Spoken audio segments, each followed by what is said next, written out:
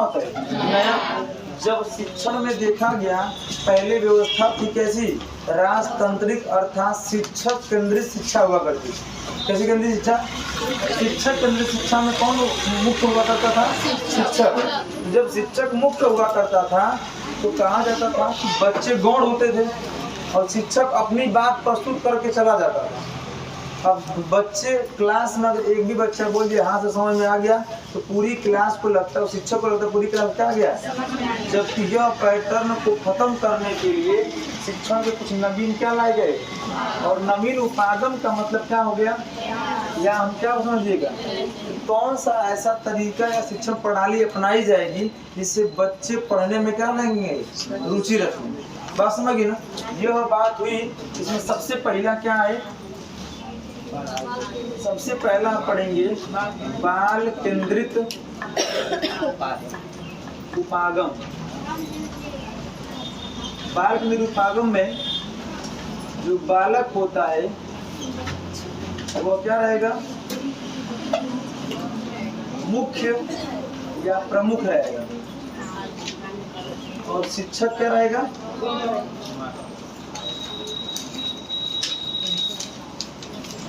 कुछ लोग गौण का मतलब समझ लेते हैं निष्क्रिय। गौण का मतलब निष्क्रिय नहीं होता है। गौण का मतलब है कि उसका वर्चस्व थोड़ा कम रहेगा, किसके अपेक्षा, बच्चों की अपेक्षा। ठीक है ना। तो बाल केंद्रित शिक्षण में, बाल केंद्रित उपागम में टोटल बाल केंद्रित का मतलब किस पर डिपेंड रहेगा, बाल। इसको सिर्फ एक ही शब्द समझिएगा, बालक को केंद्र मान कर कोई शिक्षण कराया जाता है उसको हम क्या बोलते हैं, बाल केंद्रित उपागम कहते हैं। और जब बालक को केंद्र मान लेंगे, जैसे सामान्यतः मैंने बताया था कि अगर आप किसी वृत्त को केंद्र से, मतलब किसी बिंदु से आपने वृत्त ड्रा किया हुआ है, यह वृत्त जो है वो पूरी परिधि पर क्या होता है, वो वृत्त जो होता है परिधि पर डिपेंड होता है। कि अगर यहाँ से इस परिधि की जितनी डिस्टेंस होगी वही सब डिस्टेंस होगी ना। अगर यहाँ पर मैं बोल दूं r का मान 3 सेंटीमीटर है, तो अर्थात इस वृत्त में खींची गई जितने भी त्रिज्या होगी उस सबका मान कितना होगा, 3 सेंटीमीटर होगा। बात समझिए ना। अर्थात टोटल मुख्य यहाँ पर बिंदु कौन सा है, केंद्र, अर्थात मुख्य यहाँ पर कौन सा है, बालक, और इसलिए यहाँ पर बालक क्या हो जाएगा, मुख्य, या आप उसी को क्या कह सकते हैं, प्रमुख। और शिक्षण क्या होगा, मतलब शिक्षक कक्षा कक्ष में शिक्षण कराने के बाद बच्चों से सवाल करेगा। अगर एक भी बच्चा सवाल बताने में असमर्थ है तो अर्थात आपका शिक्षण प्रणाली क्या रहा, डाउन रहा। तो उसी के में सवाल आता है कि अगर किसी कक्षा कक्ष में एक बच्चा असफल होता है तो क्या है, अगर एक बच्चा असफल हो जाता है, वो सवाल दिया था बाल केंद्रित उपागम से, तो अगर एक भी बच्चे को समझ में नहीं आता है तो पूरी व्यवस्था क्या है, वो फेल है, असफल है। क्या सवाल आता है ना। व्यवस्था का मतलब कि शिक्षण कराने वाला प्रणाली ही क्या है, वो गलत। नहीं तो अगर आप विभिन्न शिक्षण विधियों का, विभिन्न शिक्षण सूत्रों का प्रयोग करते हैं, सिद्धांतों का प्रयोग करते हैं, तो व्यक्ति विभिन्नता का ध्यान में रखते हुए क्या करेंगे, आप शिक्षण कराएंगे। और जब व्यक्ति विभिन्नता का ध्यान में रखकर शिक्षण कराएंगे तो किसी को कोई समस्या नहीं होगी। किसी को हम कौन सा उपागम कहते हैं, बाल केंद्रित उपागम। अब बात करेगा, सवाल आया था कि बाल केंद्रित उपागम किस उपागम को खंडित करता है, बताइए बताइए। दूसरा आपको लिखे नहीं होंगे, इसमें लिख लीजिएगा अलग से कहीं, शिक्षक केंद्रित उपागम, इसी को क्या करता है, वो खंडित करता है।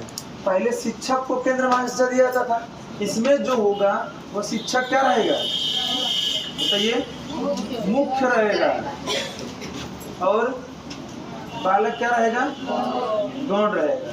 और जब बालक गौण रहेगा, शिक्षक मुख्य हो गया, इसी को हम बोलते हैं कौन सा शिक्षण प्रणाली,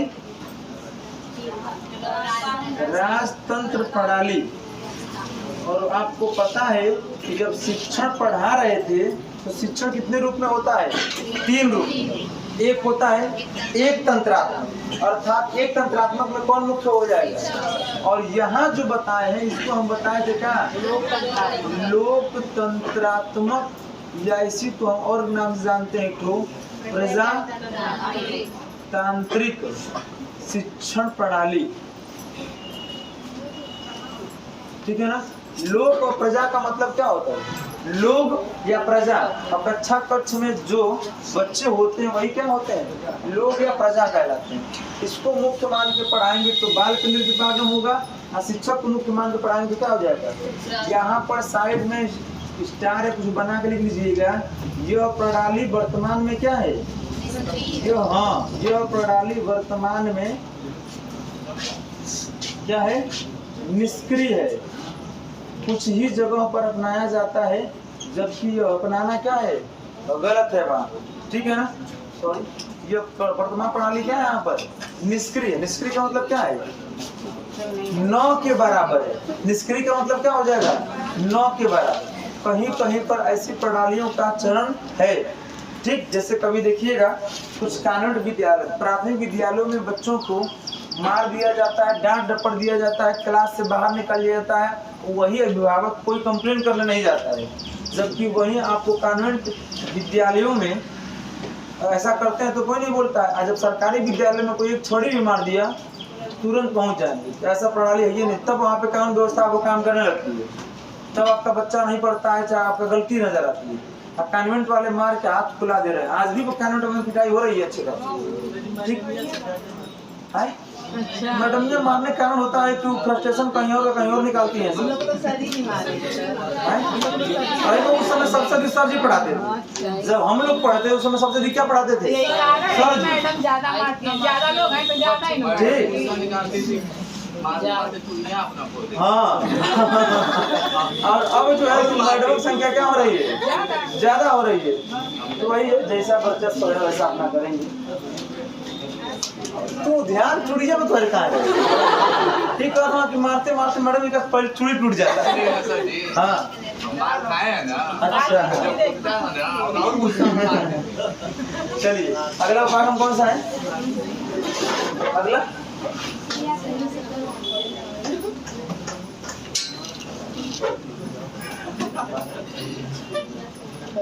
जब यहाँ पर बताए थे बाल केंद्रित उपागम को माना गया तो कहा गया कि बालक को जब मुख्य मानेंगे तो बच्चे को कर के सीखने पर क्या दिया जाना चाहिए? जोर दिया जाना चाहिए। कर के सीखना विधि के प्रतिपादक कौन है? सिम्पसन। और एक तो एग्जाम में आता है डॉक्टर मिस का, और डॉक्टर मिस कहते हैं वो कथन है ये, हम करके सीखते हैं। इस दोनों में अंतर होता है बाबू। कुछ लोग इसको कहते हैं नहीं सिम्पसन ही है, यह एक अवधारणा है। अवधारणा का मतलब क्या होता है? कथन। हम करके सीखते हैं। यह 2018 और 19 के जूनियर टेट में दोनों में पूछा गया है। तो हम करके सीखते हैं किसने बताया है? किसने बताया हुआ है? और करके सीखना विधि किसने दिया हुआ है? सिम्पसन ने दिया हुआ है। करके सीखने का मतलब जैसे एकदम सिंपल उदाहरण बताता हूँ, इस मार्कर को खोलना होगा। आप नॉर्मल कोई भी अगर बोतल या ढक्कन खोले हुए हो, नॉर्मल जो होता है, खोलिया है बोतल, ठीक। इसका ये क्या बताएं? क्या ये क्या है? डॉक्टर मिस एक अवधारणा है, कथन है। डॉक्टर मिस की यहाँ पर अवधारणा है कि हम करके सीखते हैं, यह कथन है। यह कथन किसने दिया हुआ है? डॉक्टर मिस ने। और करके सीखना किसने दिया हुआ है? सिम्पसन ने दिया हुआ है। अब यही बात करके सीखने की मैं बता रहा हूँ। देखो मार्कर का ढक्कन होता है, एगो नॉर्मल कोई भी बोतल का ढक्कन होता है, ठीक। जैसे बोतल ना है और क्या है, क्योंकि थर्मस थोड़ी बोलेंगे। इसको देखिए आप खोलते, देखिए ऐसे खोल रहा है, इधर की तरफ खुल रहा है, इधर की तरफ क्या हो रहा है? बंद हो रहा है। इधर देखना बंद हो रहा था। अब इसको आप इधर खोलेंगे तो यह क्या हो जाएगा? बंद हो रहा है। इसको इधर की तरफ खोलेंगे, देखिए इधर की तरफ खुला है ना, ये क्या हो रहा है? देखिए खुलेगा नहीं खुलेगा? यह बात आपको मैं बस बोल दिया हूँ, कभी करके बताया नहीं। यह बात मैं बस बता दिया हूँ कि क्लॉकवाइज नहीं एंटी क्लॉकवाइज खुलता है। इस बात को मैं बता दूं बस, तो अगली बार आपके मन में डाउट रहेगा कि ऐसा होता है। ऐसा कुछ भी नहीं, हर बोतल तो ऐसे ही खुलता है, होगा ना। लेकिन एक बार जब आप करके सीख लेंगे तो वो डाउट तुरंत क्या हो जाएगा? क्लियर। और अगली परिस्थिति में जब भी यह वर्क आएगा तो आप उसको नॉर्मल बोतल की तरफ खोल के जोर नहीं आजमाएंगे। तुरंत आप क्या करेंगे? वही प्रक्रिया अपना के क्या करेंगे? उसे खोल लेंगे या प्रक्रिया अपना लेंगे। यही कहलाता है कौन सी विधि? करके सीखना विधि कहलाता है। ठीक है ना, इसको हम क्या बोलते हैं? तो करिए, करके सीखना विधि कहते हैं। करके सीखना में एक और बात करेंगे। सबसे पहले बच्चे को जब आप जोड़, घटाना, गुणा, भाग प्री में सिखाते हैं आप, तो उस केस में आप बच्चे को डायरेक्टली बोल दीजिए 2 + 2 = 4 होता है। बात समझ गए? 3 और 3 बराबर क्या होता है? 6 होता है। और अगली बार जब बच्चे को कहेंगे कि 4 + 4 क्या होता है, तो बच्चा 8 नहीं बताएगा, उसके आधार पर वो 2 होता है तो 4 अंक लेके 6 हो गया, 6 में 4 जोड़े कितना हो जाएगा? 10 लगेगा रीजनिंग लगाने।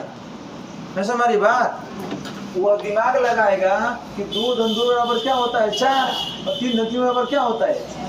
तो अब देखिए यहाँ पर 6 होता है, तो ऐसे ही 4 + 4 = क्या होगा?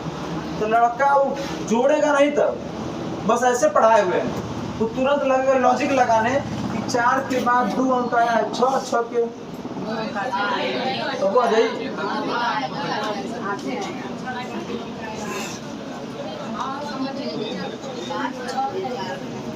इनकेस कभी कभी ऐसा हो जाता है कि या तो बच्चा 6 ही कर देगा या तो क्या बोलेगा, वो 10 बोलने लगता है।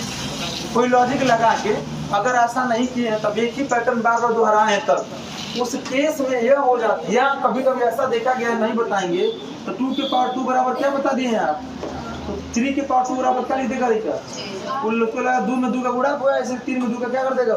गुणा कर देगा। इसलिए कि इस कॉन्सेप्चुअल आपने नहीं पढ़ाया हुआ है, यही बात करके सिखा देंगे जब बच्चे को। ठीक, जैसे मैं बताया था पहले, जोड़, घटाना, गुणा, भाग के लिए बच्चे अलग अलग माचिस की तीलियां या मिट्टी की गोलियां या अलग अलग इंस्ट्रूमेंट का, यहाँ देखे होंगे बीच में वो अबेकस आता था, देखे होंगे ना, ऐसे हुआ करता था।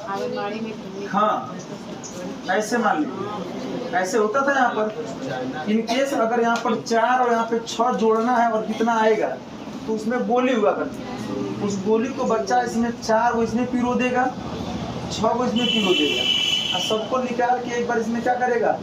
पिरो देगा। आपको कहेगा गिनो कितना हुआ, तो बच्चा कह देगा 4 और 6 मिलके कितना हो जाएगा? 10। ये क्या कर रहा है बताइए? क्रिया केंद्रित उपागम, अर्थात कर के सीखना पर जोर दिया गया है। बच्चा प्रत्येक परिस्थिति में करना क्या करेगा? वो सीख जाएगा। यही होता है शिक्षण प्रक्रिया। कौन से उपागम? क्रिया केंद्रित उपागम। अगला है, एक तो कार्यक्रम चलाया गया था रुचिपूर्ण, उसी को के आधार पर रुचिपूर्ण शिक्षण उपागम चला था।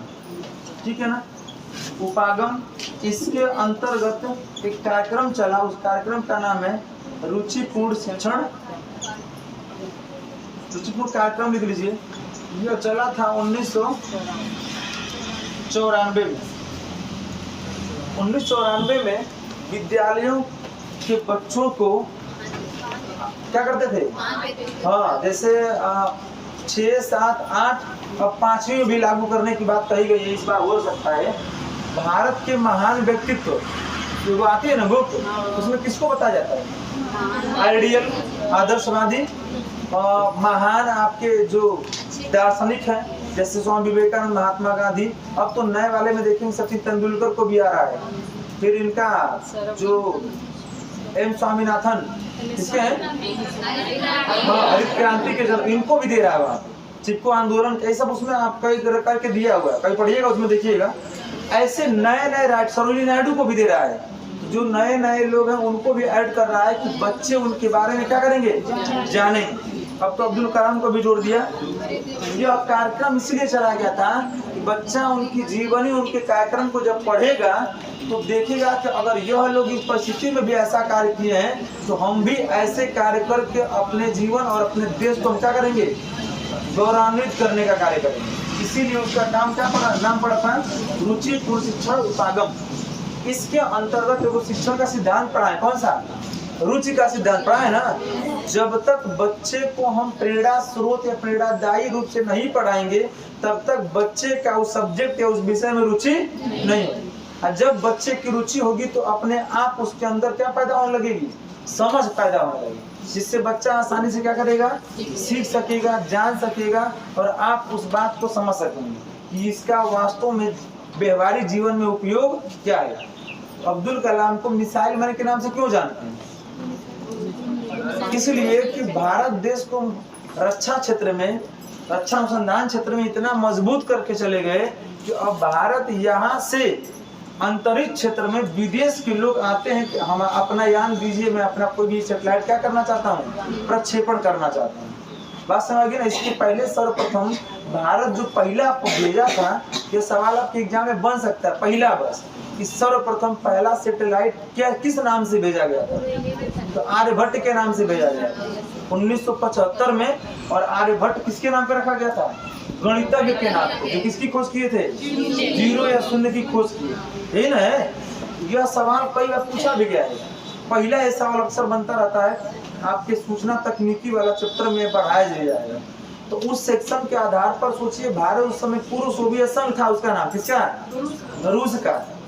ठीक, अंग्रेजी में उसे क्या लिखते हैं? रसिया। अंग्रेजी में रसिया लिखेंगे और हिंदी में क्या पढ़ते हैं? उस समय सोचिए रूस से। अब भारत को अब्दुल कलाम इतना मजबूत करके चले गए हैं, भारत स्वयं अपने देश में मिसाइल तैयार करता है, प्रक्षेपण यान तैयार करता है। अग्नि का नाम सुने होंगे, ब्रह्मोस का नाम सुने होंगे, त्रिशूल का नाम सुने होंगे, ये सब उन्हीं की देन है। देखो PSLV JSLV का नाम सुने होंगे। यह सब जो है यान का नाम है, पोलर सैटेलाइट लॉन्चिंग व्हीकल, जो एक ऐसा यान है जो आप 2000 का नोट देखे है ना, नोट के पीछे क्या है?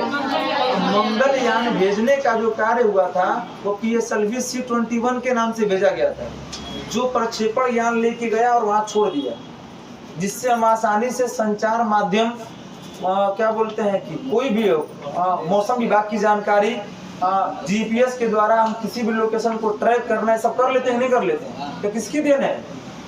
सैटेलाइट की देन। सैटेलाइट को बनाने, कार्य करने का जो काम था वो किसने किया था बताइए? कलाम साहब। कलाम साहब को ऑफर आने लगे थे, जो बना लिए थे कि आइए हमारे यहाँ जो कहेंगे, जितनी प्रॉपर्टी कहेंगे, जितना पैसा कहेंगे उतना आपको दिया जाएगा, और लेकिन हमारे देश में आइए और हमारे देश को क्या करिए? एक संयुक्त मतलब मजबूत राष्ट्र बनाइए। वो कहे कि हम भारत का खा के भारत के साथ गद्दारी नहीं कर सकते। ठीक, वो चाहते चले चले जाते हैं। अभी भी देखिए बहुत से ऐसे वैज्ञानिक हैं जो यहाँ पर उतनी सुख सुविधाएं ना मिलने की वजह से वो कहाँ जाके हैं? विदेशों में हैं। ठीक, बस सुख सुविधा के कारण से उन्होंने कहा कि नहीं, उन्होंने आज भी उनकी बायोग्राफी पढ़ेंगे, सर जी भी बताए होंगे 80 सर आप लोगों को, तो अपने शेरडी का बस बिल्कुल वही हिस्सा आप इस्तेमाल करते थे जिसमें अपनी सुख सुविधाओं को नॉर्मल व्यक्ति की तरह क्या कर सके हो, जी सर। बात समझ गई ना? अब कुछ लोग तो लाख रुपए का पेन बस इस्तेमाल कर रहे हैं, सिर्फ पेन। ठीक, 3 रुपए का सर। हाँ 70 लाख का सुरजान लीजिए। हर कार्यक्रम में साफा बदलवाते हैं, साफा का कीमत होती है 1 करोड़ रुपया। बताइए कपड़वे ना है, एक साफा बदलने का 1 करोड़ रुपया लगता है, उसका डिजाइन करने का। सोचिए, ये तरीका अपनी अपनी व्यवस्थाएं हैं। जो ब्रह्मोस मिसाइल बता रहे हो भारत का है? कौन सा? भारत क्रूज मिसाइल है, ब्रह्मोस क्रूज मिसाइल भारत के द्वारा प्रक्षेपण किया गया है। सर्वप्रथम वो अमेरिका के द्वारा किया गया था। ब्रह्मोस मिसाइल भारत और रूस दोनों मिलाकर। हाँ मालूम है। अब समझिए मेरी बात कि भारत की टेक्नोलॉजी है और रूस का उसमें एडवांस टेक्नोलॉजी इस्तेमाल की गई है। हाँ, इसलिए कि एडवांस टेक्नोलॉजी क्या है कि जब यह गया जाता है तो इनकेस रास्ता भटक गया तो उसे उस रास्ते में क्या कर सकते हैं? हम नष्ट कर सकते हैं।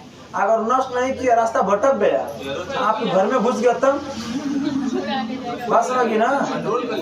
नहीं कुछ नहीं कर पाएंगे। यही तो बात है। भास्कर सेकंड में जब भेजा गया था तो उसमें एडवांस टेक्नोलॉजी थी ही नहीं। अब भेजा गया, प्रक्षेपण किया गया। आपको पता जब मिसाइल छोड़ी जाती है तो कोई भी हो, आप कोई भी गेंद अगर फेंकना चाहते हैं बहुत दूरी तक, तो आपको उतना ज्यादा एंगल बनाना पड़ेगा। आप यहीं से ले लीजिए कि तो ये फेंक दीजिए, ऐसे बस फेंक दीजिए, कहाँ जाएगा? बहुत दूर, पास वेग काम ही नहीं करेगा यहाँ से। इसीलिए जब मिसाइल देते तो नीचे बहुत ज्यादा दहन होता है, और उस दहन को कंट्रोल करने के लिए प्याज के बिछाया जाता है नीचे। क्या बिछाया जाता है? प्याज। प्याज में क्या पाया जाता है? हाँ तो रेडिएशन। प्याज में पाया क्या जाता है? फास्फोरस अत्यधिक मात्रा में अम्ल होता है। ठीक, और जब उसको जब होगा तो वह तुरंत उसको क्या करेगा? निष्क्रिय कर देगा, दबा देगा। इसीलिए वो बहुत अधिक मात्रा में क्या बिछाया जाता है? वहाँ पर प्याज बिछाया जाता है। तो जब वहाँ पे नीचे बहुत ज्यादा दहन होता है तो जाता है, और दहन किया तब तक एंगल मुड़ गया, अब मुड़ गया भास्कर जाके आंध्र प्रदेश के एक गांव में को पूरा क्या कर दिया, साफ। सर, पाकिस्तान में गिरा था ब्रो। ठीक साफ कर दिया। बात समझ ना, सरकार को बहुत बड़ा नुकसान, पूरी जनता को वहाँ क्या बोलते हैं 25-25 लाख रुपया देना पड़ा, जो लोग घर के लोग मरे थे, और जमीन देना पड़ा, दवा करना पड़ा, बहुत नुकसान हो गया सरकार का। कहा कि आज का ये मिसाइल मिसाइल बंद। बात समझ ना। फिर उसके बाद मात्र 20 साल बाद फिर एडवांस टेक्नोलॉजी लाई गई कि अगर कोई मिसाइल छोड़ी गई और रास्ता भटक गई तो तुरंत वहीं पर उसे क्या कर सकते हैं, नष्ट कर सकते हैं। क्या गिरेगा? क्या? जो बहुत चुगदी हो जाएगा, इतना छोटा पार्ट हो जाएगा। क्या मिसाइल जाती है ना ऊपर, तो ये खुलते हुए जाता है हिस्सा, तो खुलते हुए जाता है तो नष्ट हो जाता है, गिरता है, तो वो इतना छोटा पार्ट हो जाता है, वो हम आसानी से उसे क्या कर सकते हैं, देख ही नहीं सकते। या तो बादल के ऊपर या बादल के कड़ों पर या वास पर क्या हो जाता है, रुक जाता है। अब वही जब बारिश होती है तो ऐसे अम्लीय क्षारीय बारिश के आधार पर वो क्या कर जाता है, वो गिर जाता है, ऐसे होता है। इस तरीके से एक आगे रुचि को, अभी ये बात जो बताई गई थी उन्होंने उसको रुचि रखा, तभी तो आपको मिसाइल दे के चले गए। ऐसे बहुत लोग दे के चले गए।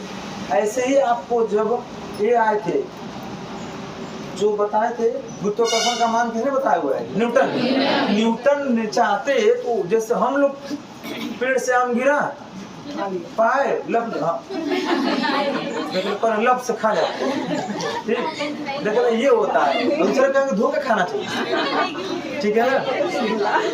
सीखना है तो हम लोग सीखे जामुन मारते गिर जाएगा, और गिरता 5 दिन गिरेगा, हम माटी उटी धूल लग जाता है, तुरंत फूक देते हैं, धूल उड़िया जाता है और फिर खा जाते हैं। और क्या उसी में फायदा है वो। अब फिर पानी से धो खाएंगे लगेगा, पंचोचर लगने लगेगा, कौन मतलब लगेगा वो नहीं। तो ऐसे ही अब सोचिए, गिरता था आम, सब लोग पाते थे, खा जाते थे।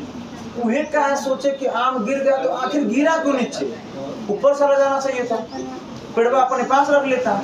कुछ ना कुछ नाम सोचा ना, ऐसे जेम्स वाट में रुचि किया होगा, तभी तो सबके घर में पहले खाना नहीं बनता था, बदेली बनता था खाना पहले मैक्सिमम लोग। उसमें देखते थे कि वो भाप जो था वो बार बार ढक्कन क्या कर लेता था, कोयला बनता था, कोयला ऊपर रख दिए 2-4 ठो, फिर भी उठा देता था, फिर वो कोयला बढ़ा दिए संख्या, फिर बढ़ा देता था, फिर उसमें गिलास रख दिए पानी में, फिर भी पनिया गर्म हो गया, फिर भी उठा था। कहा था दिस इज भाप में, अब आपने सब कितना कर दिया कि आप रेल का क्या बना दिए हो, इंजन। कैसा सोचे थे वो, मौलिक, उसी को मनोविज्ञान में क्या पढ़ते हैं, सृजनात्मक सोच। कैसी सोच होती है, सृजनात्मक सोच। और वह कब होगा, जब आप उस विषय उस टॉपिक में क्या रखेंगे, रुचि रखेंगे। ऐसे ही बच्चे को जब बताएंगे कक्षा कक्ष में, तो बच्चा कहेगा अगर वो सभी लोग सोच सकते हैं, देख तो हम भी ऐसे कार्यक्रम और ऐसी व्यवस्थाओं को भी क्या कर सकते हैं, सोच सकते हैं। अगला कौन सा है, दक्षता आधारित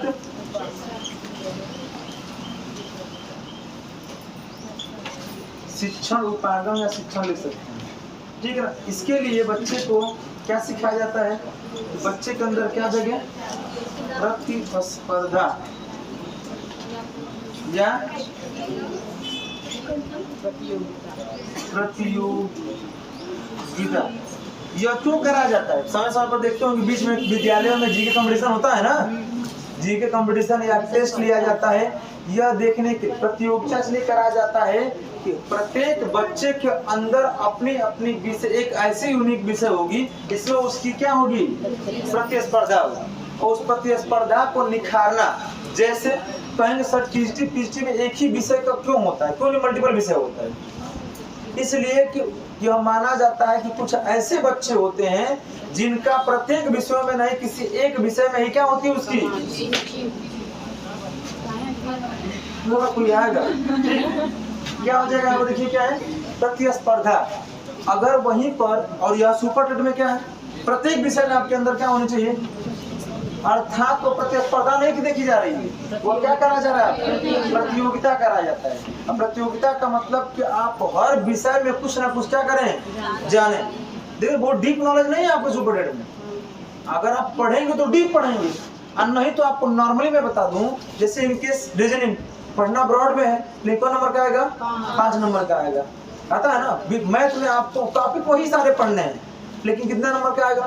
20 नंबर का आएगा। हिंदी में आपको व्याकरण ही सिर्फ पढ़ना है, कितने नंबर का आएगा? 20 नंबर का। संस्कृत में व्याकरण ही पढ़ना, लेकिन कितना नंबर का आएगा? और वही व्याकरण का 30 नंबर पढ़ते थे ट्रेड में। अर्थात आपका यह देखा जा रहा है कि आप उन सभी विषयों में अपनी बेहतर योग्यता रखते हैं कि नहीं रखते, बस यही देखने के लिए। ऐसा कराने का मतलब होता है बच्चे को उस विषय में क्या हो, हर विषय में दक्ष हो। दक्ष का मतलब क्या होता है? निपुण, या उसी को हम क्या बोलते हैं? कुशल। ठीक है ना। निपुण का मतलब क्या होता है? बेहतर योग्यता। आप इस विषय में क्या है? निपुण है। तो अगर आपको हिंदी में निपुण है, हिंदी में अगर 20 सवाल आता है तो आप 18 सवाल लगाने की योग्यता रखते हैं। यह आपकी क्या कहलाएगी? जानते हैं? कुशलता कहलाएगी। आपकी क्या कहलाएगी? निपुणता कहलाएगी। और यही होता है दक्षता आधारित शिक्षण। इसी को हम क्या बोलते हैं? प्रतिस्पर्धा या क्या? टेस्ट कराने के बाद नंबर का मूल्यांकन, अंकों का मूल्यांकन क्यों किया जाता है? इसलिए कहा जाता है कि आप अपने आप बच्चों में आप क्या देख सकें, कितना हमसे कौन तेज है या कितना हमसे क्या है कमजोर। और हम ये जान लेते हैं कि प्रतियोगिता में कि आप समझेंगे कि एग्जाम में पैटर्न में हम अपनी कितना कंसंट्रेशन बना सकते हैं। इसीलिए सारी चीजें कराई जाती हैं दक्षता आधारित। इसी को दक्षता आधारित शिक्षण उपागम, इसके साथ साथ एक और जोड़ा गया है क्रीड़ा प्रतियोगिता। कौन सी प्रतियोगिता? क्रीड़ा समझते हैं? क्रीड़ा माने कीड़ा नहीं, क्रीड़ा मतलब होता है खेल कूद प्रतियोगिता। प्रत्येक विद्यालयों में, चाहे वो कॉन्वेंट हो चाहे सरकारी, उसी को हम लोग सामान्य भाषा में क्या बोलते हैं? सरकारी या गैर सरकारी विद्यालय। एग्जाम में ऐसे लिखा आएगा, सरकारी या गैर सरकारी विद्यालय में दक्षता आधारित शिक्षण को परिपूर्ण करने के लिए कौन सा प्रतियोगिता कराया जाता है? तो वहां पर आप बता दें कौन सी प्रतियोगिता होती है? क्रीड़ा प्रतियोगिता। बात समझिए ना। क्रीड़ा माने होता है खेल कूद कराना। अक्टूबर और नवंबर माह में देखेंगे प्रत्येक विद्यालयों में रैलियां होती हैं। रैली होती है ना। सरकारी विद्यालयों में रैली जाती है ब्लॉक लेवल पे, जिला लेवल पे और मंडल लेवल पे। जबकि कॉन्वेंट विद्यालय वाले लोग अपने ही 4-5 विद्यालयों को नोटिस भिजवा कर मिलकर प्रबंधक लोग, प्रिंसिपल लोग, और जिस विद्यालय में अच्छी खासी जगह स्पेस रहता है उस विद्यालय में बच्चों क्या कर देते हैं, लोग बुलाते हैं और अपने आप में क्या कराते हैं, लोग प्रतियोगिता कराते हैं। बैडमिंटन, दौड़, वॉलीबॉल, अलग अलग प्रतियोगिता जहाँ पर जैसा स्पेस होता है। अब बताइए स्पेस वहाँ पे ये नहीं करा रहे फुटबॉल के लिए एक अच्छा खासा क्या होना चाहिए कि दोनों टीम बॉल को लेके इस छोर से उस छोर तक क्या हो सके, जा सके। बात समझिए ना। टेबल टेनिस अब वर्तमान में सारा वो खूब चल रहा है, ठीक है ना। टेबल टेनिस चल रहा है, बैडमिंटन है, ऐसे खो खो, कबड्डी, ये सब है ना। ये सब प्रतियोगिता कराने का यही मकसद होता है कि बहुत से ऐसे बच्चे हैं जो पढ़ाई में कभी कभी क्या होते हैं, निम्न प्रतियोगिता रखते हैं, जबकि क्रीड़ा में क्या रखते हैं, उच्च प्रतियोगिता। उस दक्षता को, उस कुशलता को पहचान कर उसमें उसकी पहुंच या निर्धारित करना है क्या कहलाता है, दक्षता आधारित शिक्षण उपागम कहलाता है। बस समझिए ना। यह भी शिक्षण का क्या है, हिस्सा है। अगर यह नहीं कराएंगे तो बार बार एक ही चीज, एक ही सेशन पढ़ाएंगे तो आपको जानते हैं क्या हो जाएगा, बोरिंग, बच्चे आना नहीं। ऐसा भी संख्या कम होने के कारण क्या है, अत्यधिक गर्मी। जैसे कुछ बच्चों ने फोन कॉन्टेक्ट में पर सर बहुत गर्मी हो रही है, अब 10 दिन 15 दिन नहीं आएंगे। वही है कि आप अत्यधिक गर्मी, ऊपर से वैकेंसी का भी थोड़ा ऐसा, कुछ लोग पीटी के अंतर्गत हो, चलिए हमको तैयारी भी करनी है, उसके आधार पर आप करिए। लेकिन घर पे पढ़ने के बाद मतलब कि रेगुलरिटी बनाए रखिए पढ़ाई में। जहाँ रेगुलरिटी छोड़ेंगे समस्या हो जाएगी, आप इतना जान लीजिए। न हो तो एक महीना देख करके देख लीजिए। बात समझिए ना। वही होते हैं रेगुलरिटी का मतलब एक आध दिन गैप हो गया, लगातार गैप करेंगे तो अपना नुकसान करेंगे, बाकी कोई दिक्कत नहीं, ठीक है। ये हो गया। अगला कौन सा है, ये छोड़ होगा ना, दो होगा ना। सहभागी शिक्षण उपागम, इसका होता है सब लोग क्या रहेंगे साथ साथ, और साथ साथ का मतलब क्या रहेंगे, कौन पक्ष, दोनों कौन कौन सा? बालक और शिक्षक दोनों क्या होने चाहिए? सक्रिय सहभागिता होनी चाहिए। अगर कोई टॉपिक पढ़ाए तो सिर्फ हम बोले जाओ और आप चुपचाप क्या करें? सुने, होगा वह? हम अगर बोले तो आप भी उसमें रुचि रखिए। जब रुचि रखेंगे तो आप क्या करेंगे? सवाल पूछेंगे, एक्टिव रहेंगे। यही कहलाता है सहभागी शिक्षण उपागम। मतलब शिक्षक और शिक्षार्थी दोनों क्या हो? साथ साथ एक दूसरे का क्या करें? सहयोग करें। और अधिगम में मैंने बताया था, अधिगम जो होता है वो और या संप्रेषण, शिक्षण में जब कोई बात सिखाते हैं अस्थायी परिवर्तन लाने के लिए, तो उसमें शिक्षक और शिक्षार्थी के बीच में संप्रेषण होना क्या है? जरूरी। अगर संप्रेषण नहीं है अर्थात आपका शिक्षण बेहतर नहीं है। संप्रेषण मतलब विचारों का, अगर हम बोले और आप चुपचाप, हाँ समझ में आ गया, आप पूछिए बताइए कौन समझे नहीं आया, तो आपका संप्रेषण हमारा होगा? अच्छा, संप्रेषण का मतलब आपका विचार हम सुने और हमारा विचार क्या करेगा? जब सुनेंगे तो वही कहलाता कौन सा? सहभागी शिक्षण उपागम। मतलब शिक्षक शिक्षार्थी साथ साथ किसी क्रिया को क्रियान्वयन करते हो, वह कौन सा उपागम कहलाता है? यही होता है। कॉन्वेंट या प्राथमिक विद्यालयों में बहुत से ऐसे देखा होगा आप लोगों ने भी, टीचर लोग एक हफ्ता तक कोई बोर्ड पर गिनती लिखा लिया और रोज डेट बदल बदल के वो गिनती दोहरा रहे हैं। देखें ऐसा कभी गिनती लिख दी गई है 1 से लेकर 100 तक, हर बार नहीं मिटाया गया तो डेट बदल बदल के चलो पढ़ो। अपने जाके बैठेंगे कहीं बाहर पेड़ के नीचे कहीं पर, संगोष्ठी करेंगे लोग और बच्चा आयो तो चल पढ़ाना, चलो आओ छवि लेके पढ़ाओ। अब वो छवि लेके गिनती 1 2 3 ऐसा वो लड़का क्या कर रहे हैं? आप कौन में कहला 5 तू ढेर में लाती में पकड़े वहां से बस लगे ना। ऐसे यहाँ पर होता है, ठीक। जैसे कुछ बच्चे जिद्दी से आरती होते हैं, घर पे देखिए पढ़ाएंगे, पढ़ेंगे कहेंगे 1 तलावा लड़का पढ़े 2, आप कहेंगे 2 कहेगा वो 3, ठीक। तो कहने का मतलब तू तो ऐसे आगे है, ठीक। ऐसे होता है इसलिए कि बच्चे क्रिएटिव होते हैं। आपको कल ही मैंने बताया था, बच्चे नन्हे क्या होते हैं? वैज्ञानिक होते हैं। वो आपकी सोच से कहीं ज्यादा सोच रखते हैं, बस उस सोच में जानते हैं क्या नहीं रहता है? परिपक्वता नहीं रहता है। बस आगे नहीं तो आप इतना सोचते हो उससे कहीं ज्यादा क्या कर लेता है। देखते हो घर में जब छोटे बच्चे कोई आपसे नॉर्मल का वर्क से अधिक वर्क कर देते हैं, अरे बुढ़वा ज्यादा बैलो सुने से रहेगा कभी नहीं, कैसे मारे हम लोग?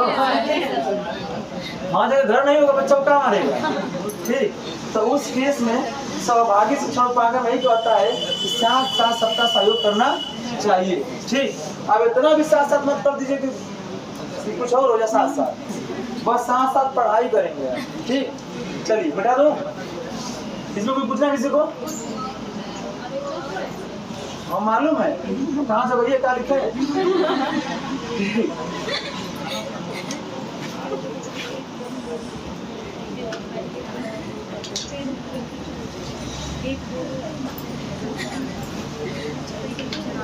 चलिए देखिए क्या था अगला, बहुकक्षा या बहुस्तरीय शिक्षण। इसका मतलब होता है किसको बढ़ावा मिल गया तब? मॉनिटर का बढ़ावा बढ़ गया, मतलब मॉनिटर का संख्या बढ़ने लगी, मॉनिटर विद्यालयों में आने लगे। क्यों आने लगे? बहुकक्षा माने, ठीक नहीं समझा तो हाय समझिएगा। बहुमन होता है पतो, अस्तरी माने क्या होता है? सोपान। मतलब जब पतो एक बात को 2 बात बोले समझिएगा वो कौन स्तर है? तुम अपना रही है बहु स्तर, ठीक। मतलब बहुकक्षा का मतलब होता है कि विद्यालयों में आपको पता कोठारी कमीशन आगे पढ़ाएंगे हम आप लोगों को। कोठारी आयोग, कोठारी आयोग कहता है कि एक शिक्षक पर 30 बच्चे होने चाहिए प्री प्राइमरी में, मतलब प्राथमिक विद्यालयों, और एक शिक्षक के 40 बच्चे होने चाहिए अपर प्राइमरी। बात समझ गई ना?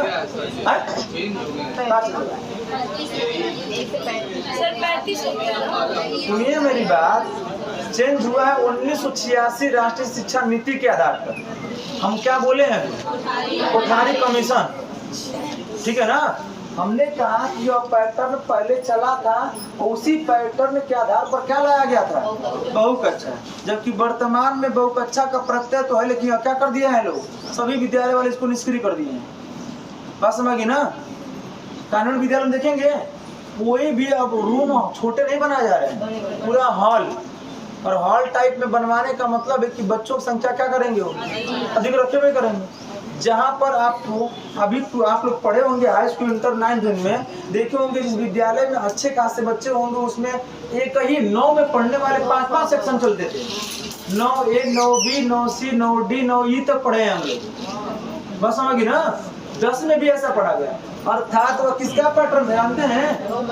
अब देखिए जब 5 मान लीजिए 9th में 5 आपने सेक्शन बना दिया, इसीलिए जब आप लोग पहला रफ के ऊपर रख दीजिए, कीमत रफ वो नहीं है, कोई रफ नहीं लिया है, लड़का वाला रफ लिया है कोई, देखेंगे उस रफ में, हाँ दीजिए, या देखिए आई वाला छोटी क्लास में हाई पहली भरा जाता था, होता था कि नहीं, नेम सब्जेक्ट, ये थोड़ा सा गेचू वाला, इसलिए यहाँ पर लिखा होता था सब्जेक्ट, और सब्जेक्ट वाला लिखा होता था कि क्लास, और उसके बाद वर्ग लिखा होता था कि आप 9th में पढ़ रहे तो किस वर्ग में है, पहले कुछ जानते सब कि वर्ग वाला लड़का पढ़ रहा है। ठीक, तो कहने का मतलब ये था कि जब सेक्शन आप भरते थे तो अब सोचिए कि एक ही क्लास का कई सेक्शन है तो टीचर की आवश्यकता अधिक होगी, यही होता था। मानक उस समय सही था टीचर का, कि अब कुछ विद्यालयों में देखेंगे मैथ का एक टीचर पे काम चल रहा है,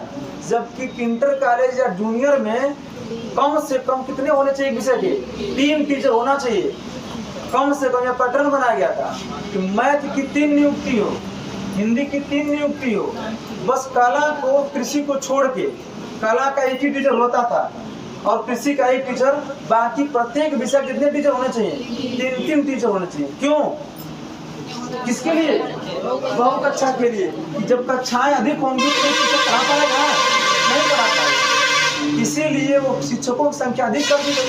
जब शिक्षकों की संख्या अधिक होती थी तो बच्चा हर विद्यालय में प्रत्येक बच्चे के ऊपर क्या करता था, शिक्षक ध्यान देता था, किस रूप में, व्यक्ति भिन्नता का ध्यान रखते। और अब जो है उस समय मान लीजिए कोई शिक्षक अब्सेंट हो गया तो वह टीचर की घंटी खाई रहेगी तो उस कक्षा कक्ष में किसी एक को, जो बच्चा मेधावी, पढ़ने में तेज और थोड़ा सा रौब जमाने वाला, रौब का अर्थात यहाँ से ये है कि जब कोई बच्चा उस समय तेज तर्रार और थोड़ा सा बेहतर होता था तो बाकी बच्चे उसको देख के थोड़ा सा क्या करते थे, डरते थे। आजकल लड़का का बराबर डर रहे हैं सब, ठीक है ना। तो कहने का तो होता था, यह पैटर्न हुआ करता है। उसको जब हम क्लास में क्या बना देंगे, मॉनिटर, जब टीचर अब्सेंट रहेगा तो वह बच्चों को कुछ होमवर्क दे के, कुछ क्लास वर्क दे के क्या करेगा, क्लास को शांत किया रहेगा कि बाकी क्लास को डिस्टरबेंस नहीं हो। अब देखिए क्या कर रहे हैं सब, जब क्लासरूम बड़ा हो रहा है तो अगर कहीं पे देखा जाता है कि 2 सेक्शन बटा हुआ है, और 2 सेक्शन में बांटने के चक्कर में तुरंत क्या कर दे रहे हैं सर, मर्ज कर दे रहे हैं। बस में ना, टीचर अधिक है तो क्लास अलग अलग, और जहाँ टीचर कम वो दोनों क्या कर दे रहे हैं सर। उस क्लास में चल रहा था पहला चैप्टर, इस क्लास में चल रहा था दूसरा चैप्टर, अब मास्टर पढ़ा तीसरा चैप्टर। अब लड़के लोग समझ ही नहीं पा रहे सब कि हम पहला पढ़े, दूसरा पढ़े कि तीसरा पढ़े। बस समझिए पैटर्न मतलब व्यवस्था क्या की जा रही है, चलाई जा रही है। वर्तमान में जो नया जो अभी नामांकन हुआ है, नामांकन के आधार पे 1,80,000 परिषदीय विद्यालयों में शिक्षक की अगर भर्ती होगी तब शिक्षा व्यवस्था को क्या किया सकता है, दुरुस्त किया जा सकता है। सोचिए जो वर्तमान का नामांकन हुआ है इस साल, नामांकन संख्या प्राथमिक में क्या हुई है, बढ़ी है। अब सोचिए 1,80,000 निकाल देते भर्ती है बस, ठीक। तो कहने का मतलब है कि ये मतलब मानक, और मानक तय कर लिया गया है। अगर वो पूर्ण कर देते, सोचिए हर साल 20 से 25,000 टीचर क्या होते हैं, रिटायर होते हैं, वो रिक्ति अलग है, समझ रहे हैं ना। ये होता है विभागों की रिक्तियां समय समय पर होने लगी, तो बेरोजगारी दिख रही है ना, तो नहीं दिखती, लेकिन सब जो है अनपढ़ नेताओं की देन है, समझ लीजिए, ठीक। वो तो वो उपाधि दी मिल जाती है जब आप किसी बड़े पद पर हो, जैसे खिलाड़ी है ना, खिलाड़ी बन जाइए, आपको कोई ना कोई बड़े पद को आपको क्या बन दे दिया जाएगा बना। जैसे धोनी थे, धोनी को क्या बनाया गया था, लेफ्ट फील्डर बनाया गया था ना। सचिन को भी ऐसे ही उसका इंडियन एयरफोर्स का क्या बनाया गया था। विराट कोहली को भी ऐसे ही क्यों दिया जाता है जानते हैं, पद क्यों दिया जाता है धोनी तो पहले से आप कर रहे हैं। इसमें रेलवे में थे ना, बाद में आर्मी ने उनको खुद बुला के कही कि हम आपको देना चाहते हैं। हाँ, तो हर खिलाड़ी को क्यों दिया जाता है बताइए, कोई पता? कभी सोचा आपने कैसा क्यों कर दिया जाता है? इसलिए कि पूरा देश उसको क्या मानता है, आइडियल। जब उनको हम इस पद पे लाएंगे तो खूब बहुत से ऐसे लोग हैं जो उस विभाग को उससे जोड़कर जब देखेंगे तो कहेंगे कि इनको यह पद दिया गया, तो ऐसे व्यवस्थाओं को क्या करेंगे वो कर सकते। बस उनका नाम चलता होता नहीं, श्रेणी बन क्या आती है। बात समझी ना, यह सरकार केंद्र सरकार ऑलरेडी इस व्यवस्था को बनाई हुई है, ठीक है ना, कि आप किसी भी खिलाड़ी को किसी पद को जरूर दें, जब देने से लोगों के प्रति क्या पैदा होगा, जागरूकता होगा। खिलाड़ियों को पैदा करने के लिए कोनो व्यवस्था नहीं है। कोई एगो बाद में मामला तक प्रत्येक प्रदेश में कहे गए थे, बाद में घोषणा किए थे सम्मेलन में कि मैं प्रत्येक जिला में एगो क्या करूंगा, क्रीड़ांगन मतलब एकेडमी का स्थापना करें। कहीं दिख रहा है? घोषणा के 1.5 साल हो गया, अभी तक कोई भी कहीं पर भी जिला में ऐसा नहीं हुआ कि फ्री में एकेडमी दिया जाए। और जाने के बाद अगर बच्चा जाता अधिक मेहनत नहीं कर रहा है तो उसका अच्छा खासा शोषण करते हैं सब कोच। बात समझी ना, तो ऐसी व्यवस्थाएं हैं जिसके द्वारा आपको बहुस्तरीय कक्षा इसलिए लागू किया गया था कि अगर वहां पर कोई बच्चा कम बच्चे रहेंगे तो शिक्षक सभी बच्चों पर क्या दे सकेगा, ध्यान। और जब सभी बच्चों पर ध्यान देगा तो शिक्षण क्या होगा, सुधर जाएगा। शिक्षण प्रक्रिया सब लोग क्या करा पाएंगे, अच्छे से करा पाएंगे। एक और अंतिम बचा होगा, और अंतिम में आप यही काम करेंगे, उपचारात्मक शिक्षण उपागम।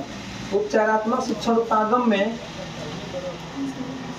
कौन सी प्रक्रिया अपनाते हैं, निदानात्मक प्रक्रिया। निदानात्मक प्रक्रिया कितने चरण होते हैं बताइए, 4।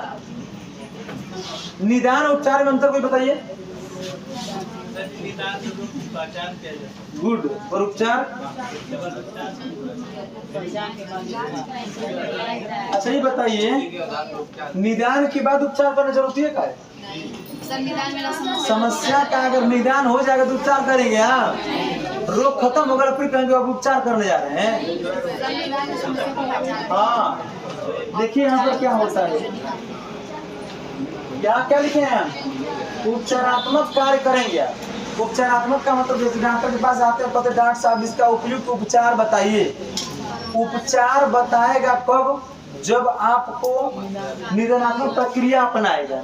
और निदानात्मक प्रक्रिया अपनाने के लिए क्या करेगा, वो पहले पूछेगा ये बुखार, ये समस्या आई कैसे, कितने दिन से आ रही है। जानते हैं क्या कर रहा है वो, समस्या का क्या कर रहा है, पहचान कर रहा है। अर्थात निदानात्मक प्रक्रिया 4 होगी।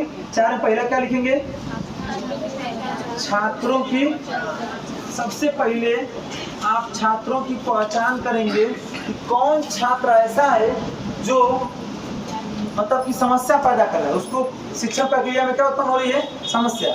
इसीलिए आप देखे होंगे विद्यालय के जो होर्डिंग पोस्टर बने छपते हैं ना, कभी पढ़िएगा, उसमें लिखा होता है कमजोर विद्यालयों कमजोर बच्चों के लिए अलग से विशेष व्यवस्था। भले रहे चाहे मत रहे, लेकिन लिखा होता है। लिखने का काम क्या होता है, क्या करने के लिए, निदानात्मक प्रक्रिया अपनाने के लिए। यह प्रक्रिया जब अपनाएंगे तो बच्चा आसानी, हमारे बच्चे क्या करेंगे, अधिक से अधिक प्रतिभाशाली होंगे। पहचान करेंगे तो उसके बाद क्या करेंगे, छात्रों की अधिगम त्रुटि की पहचान। त्रुटि माने क्या होता है, पहले ना कहीं बच्चा त्रुटि करेगा ना गलती, पहले पूछेंगे गलती हो कहाँ से रही, या तो हमारे पढ़ाने में हो रही होगी या तो आपके पढ़ने में हो रही होगी। अब कभी कभी ऐसा होता है कि इन दोनों के बीचों में किसकी गलती होती है, भाषा की। हम जिस भाषा में पढ़ाएंगे वो भाषा आपको समझ में नहीं आ रही होगी, उस समय भी उसको पहचान करेंगे। पहचान जब तो अधिगम की पहचान कर लेंगे, तीसरा क्या करेंगे, छात्रों की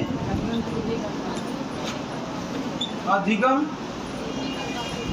त्रुटि का क्या जानेंगे। और जब कारण पता चल गया, जब आपको पता चल गया कौन कारण से समस्या हो रही है, जैसे इनकेस अगर आपके घर में प्लम्बर वाले कहीं से पाइप लीकेज कर रही है, ठीक, और आपको पता नहीं है, हर सुबह जगते हैं टोटी खोलते हैं पानी है ये ना, हर सुबह खोलते हैं पानी है ये नहीं, तो आप क्या समझ करेंगे बताइए, उसका कारण जाने ना कहाँ है।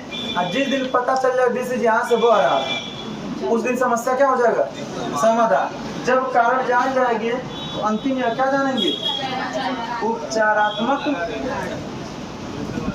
कार्य अपना लेंगे। उपचारात्मक कार्य में आप बच्चे को जो भी उसके अनुसार TLM की आवश्यकता होगी वो क्या करेंगे, आप प्रयोग करके बच्चों को पढ़ाएं। TLM समझते हैं, टीचिंग लर्निंग मटेरियल, हिंदी क्या होता है, शिक्षण सहायक सामग्री। शिक्षण कराते समय जिस सहायक सामग्री का प्रयोग किया जाना चाहिए जिससे बच्चे आसानी से क्या कर रहे हो, सीख सके, वही कहलाता है कौन सा कार्य, उपचारात्मक कार्य। किसी बच्चे को भूगोल का टीचर अगर आके बस बार बार बिना नक्शा, बिना ग्लोब, बिना मानचित्र लिए पढ़ा रहा है तो समझ लीजिए कि वो सिर्फ आपको कल्पनात्मक चित्रण हो रहा है। लेकिन वही अगर ग्लोब ला के बताएं उत्तरी गोलार्ध दक्षिणी गोलार्ध क्या है, तब बच्चे को समझ में क्या आएगा, बहुत अधिक आएगा। मानचित्र लेके बताएंगे, मानचित्र में उत्तर दक्षिण नॉर्मल बच्चों को पता है कि this is Uttar this is दक्षिण। आज मानचित्र में उल्टा हो जाता है, मानचित्र में क्या हो जाता है, ऊपर नॉर्थ होता है, नीचे क्या हो जाता है। आज जहाँ पर आप अब यहाँ इधर उत्तर पूर्व है, इधर क्या है, जबकि यहाँ पर आप बताएंगे कि क्या होता है, इधर वेस्ट होता है, इधर क्या होता है, ईस्ट होता है। बस समझिए ना, ऐसा। अब इसमें आप बता दिए, इसीलिए आपको जमुआ में चाहे वह सी टेट हो चाहे यूपी टेट हो, उसमें वो सवाल आता है दिशा वाला, रीजनिंग में आएगा या तो मनोविज्ञान में भी आ जाएगा, जान लीजिए मनोविज्ञान भी चाहता है, और या तो अगर सी टेट करे तो पर्यावरण में सवाल आ जाएगा, ठीक है ना, पता है ना, दिशा वाला कि राम या रमा एक अपने वायु स्थान से हॉस्पिटल जाना चाहता है चाहती है, रास्ते में उसे दो मोड़ मिलते हैं, 100 मीटर चलने के बाद दाईं तरफ मुड़ता है, फिर 50 मीटर चलने के बाद बाईं तरफ मुड़ता है। जहाँ से वह पहुँच गया विद्यालय या हॉस्पिटल, उससे और यहाँ की सापेक्ष दूरी या सापेक्ष क्या बोलते हैं, दिशा क्या हो, सापेक्ष जब पूछेगा तो उल्टा पूछेगा, समझिएगा, और हम लोग उसी को मान लेते हैं, गलती हो जाता है। बस समझिए ना, ऐसे सवाल दिशा वाले आते हैं तब जब आपको नक्शा पता रहेगा। अब कुछ लोग नक्शा नहीं करते हैं, जहाँ बैठे रहते हैं क्लास में ना, वही से उत्तर पश्चिम चले लगते हैं, और जहाँ उधर उत्तर पश्चिम चलेंगे काम हो जाएगा। बहुत अच्छा कंसंट्रेशन है तभी कर पाएंगे, और नहीं तो आप सीधा क्या बना दीजिए मैप, और मैप पे चलिए, कभी सवाल गलती नहीं होगा, जान लीजिए, ठीक। यह था आपका शिक्षण के नवीन उत्पादन या नवीन प्रयास। इन उपायों का प्रयोग करके हम शिक्षण में नवीन व्यवस्थाओं को लाया जा सकता है। यही बात बताइए कि एक सवाल बहुत अधिक रूप से 2 सवाल पूछे जाते हैं इसमें, कर के सीखना अर्थात क्रिया के निर्दुपागम, और दूसरा बाल के निर्दुपागम, इसमें बालक क्या होता है, मुक्त। बस समझिए ना, इसको आप पढ़ लेंगे घर पे एक बार। बाकी यह शिक्षण का सेक्शन जो होगा नॉर्मल वाला, यह खत्म हो गया। अब शिक्षण की प्रक्रिया पढ़ेंगे हम लोग अगले लेक्चर में 2। पहला, शिक्षण कितने रूप में होते हैं, 2 रूप में कराए। एक वो विद्यालय में होता है, इसे माइक्रो टीचिंग अर्थात सूक्ष्म शिक्षण कहते हैं, सूक्ष्म शिक्षण से 1 नंबर का सवाल। और दूसरा आपका आता है क्या, वास्तविक शिक्षण। और वास्तविक शिक्षण कितने मिनट का होता है, 35 से 40 मिनट का। बस समझिए ना, कल अर्थात अगले लेक्चर में हम लोग यही पढ़ेंगे माइक्रो टीचिंग क्या होता है, ठीक। तो पूछना है किसी को,